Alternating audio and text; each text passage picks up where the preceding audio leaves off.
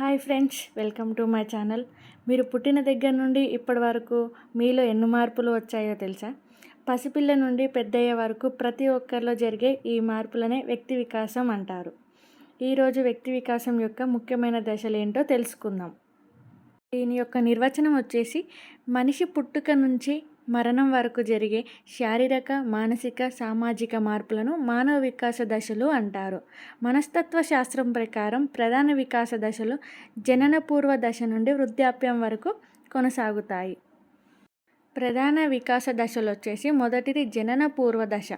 ఈ దశలో తల్లి గర్భంలో పిండం ఏర్పడినప్పటి నుంచి 9 నెలల పుట్టుక వరకు ఉండే సమయాన్ని జనన పూర్వ దశ అంటారు. రెండవది వచ్చేసి శైశవ దశ. ఈ దశలో పుట్టిన మొదటి 2 వారాల నుండి 2 సంవత్సరాల వయస్సు వరకు శైశవ దశ అని అంటారు.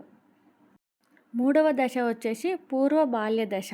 2 నుండి 6 సంవత్సరాల వయస్సును పూర్వ బాల్య దశ అంటారు. నాలుగవది వచ్చేసి ఉత్తర బాల్య దశ. 6 నుండి 12 సంవత్సరాల వయసు వరకు ఉత్తర బాల్య దశ అంటారు. ఐదవది వచ్చేసి కౌమార దశ. 12 నుంచి 18 సంవత్సరాల వయస్సు, అంటే శారీరక, మానసిక మార్పులు వేగంగా జరిగే సంధికాలం ఈ కౌమార దశలో మనం చూడవచ్చు.